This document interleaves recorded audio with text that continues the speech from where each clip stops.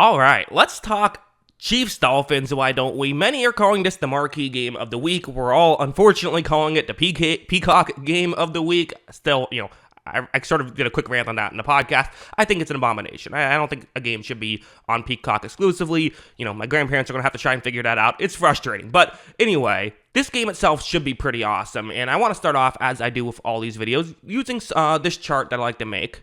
This is where the Dolphins and the Chiefs rank in specific positional categories according to PFF. And we're talking about the Dolphins offense in this video. You see that PFF actually grades Tua as the #1 passer this season. An important asterisk, though, is that is specifically just throwing the football. He's 4th highest graded overall, which is still, very good.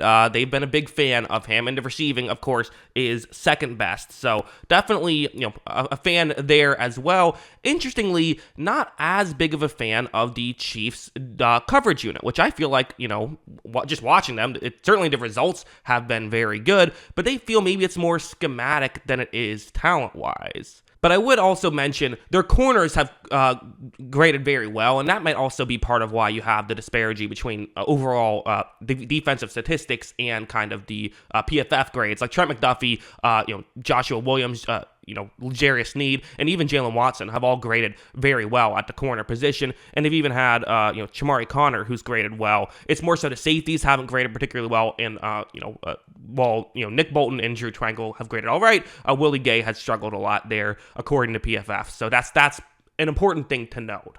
Also, an important thing to note is the Chiefs do like to blitz, and, with the Dolphins' offensive line versus the Chiefs' defensive line, it's a bit of a mismatch in the Chiefs' favor, but factoring in the blitz, I would say it's a pretty bigger mismatch in their favor. Also, kind of an interesting, evenly matched up situation is the run blocking versus run defense, right about equal, although the Dolphins have graded very well in terms of just purely rushing the football. So let's talk about the blitz right away. Let's start off with that, because again, this is a big part of what Steve Spagnuolo and the Chiefs like to do. This is kind of what Spagnuolo's always done, even back to his time with the Giants, right? Of have not just players blitz, but players that you might not expect blitz, like defensive backs will often get into the mix. In fact, a lot of times, defensive backs are getting into the mix. This is Jalen Watson, the corner here for Kansas City, on a 3rd down and 9. Watch him blitz off the edge. Tua never picks this up. He was looking the other way. At the last second, he kind of protects himself by going down. But that's definitely a way that they can generate pressure and they can confuse the Dolphins. Yes, Tua at times is really good at reading the blitz, but there's still areas that you can look towards that could create positive plays defensively for Kansas City. The first time these two teams played, again, this was the Germany game, if you don't remember, really Tua, quite frankly, played poorly in this game. I think that's kind of one of my big takeaways I would have is there was a lot of missed throws from Tua, like this one. It's going to be a play action. You have a receiver who's going to run, kind of try and get into a gap in coverage. You're going to see Tua takes the snap. He looks over there, and there's a window to make this throw. There is. For Tua, he definitely has a chance to make this. But Tua's throw, it's a bit off. And in fairness, was that Tua, or did he expect his receiver to kind of run further over the middle? In that scenario, I would rather the receiver stop, though. So I don't know. To me, that is on Tua in that situation. If you want to say it's miscommunication, whatever.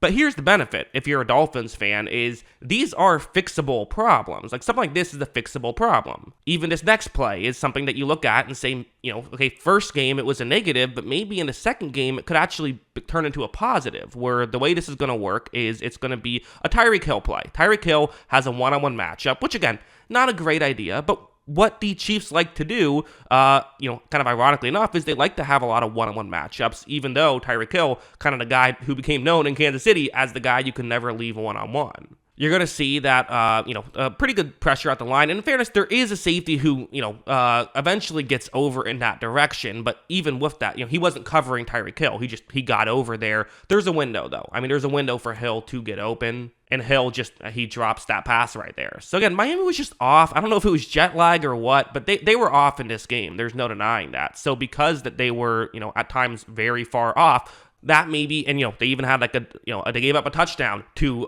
Kansas City in that one. I'm assuming they're going to be a little bit more on when they go to Kansas City, even if it's cold. I think they'll still, they're still humans. They aren't actual Dolphins. They'll be okay in cold temperatures. I think sometimes that stuff is real, but usually it gets overrated, I would say. Also, something like this is an important factor as well, because, what the Chiefs like to do is they like to have blitzes come from different areas. And if you're doing that, sometimes that means you're not going to get a perfect matchup like you would in other areas.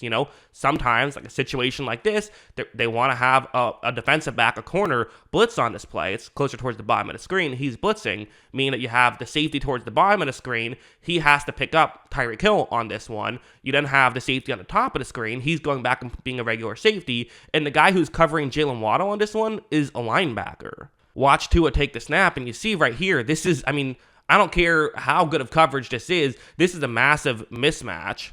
And actually, I give a correction. This isn't a linebacker. This is a defensive end. This is George Karlaftis who's trying to be in coverage here. That just, again, I get why you do it, but at the same time, if you're Miami, you have to attack Kansas City when they do stuff like this. Tua on this play does, and they are going to pick up a nice little completion there. So, yeah, that's a lot of how I view the way this game could go for Kansas City and for Miami.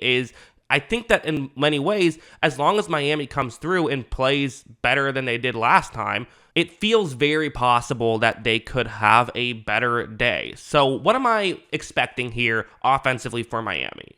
If we go to the predictions page, on the season, Miami had one of the best points per drive totals of the season. 2.6 points per drive, very good. Kansas City's defensive points per drive, also one of the best of the season. It's 1.58. This is great on great.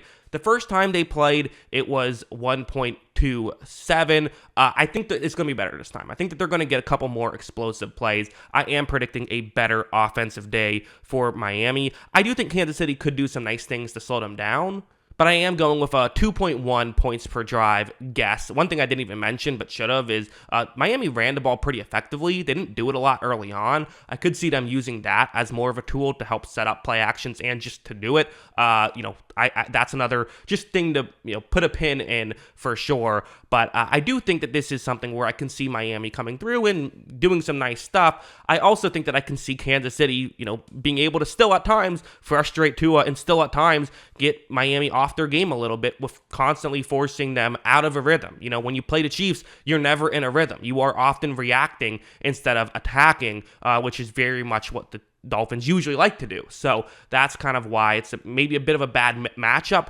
for them, but I don't think it'll go as poorly as it did in Germany. I think they had a specifically bad game that time that probably wouldn't happen again. So yeah, that's my thoughts on this side of the ball. If you want to know who I am predicting to win, you'll have to watch part 2 of this video when I talk about Mahomes, how he'll attack the Dolphins defense, all of that fun stuff. So yeah, look out for that. Let me know what you thought of all this in the comments below. Always love hearing from y'all, and of course, as always, thanks for watching.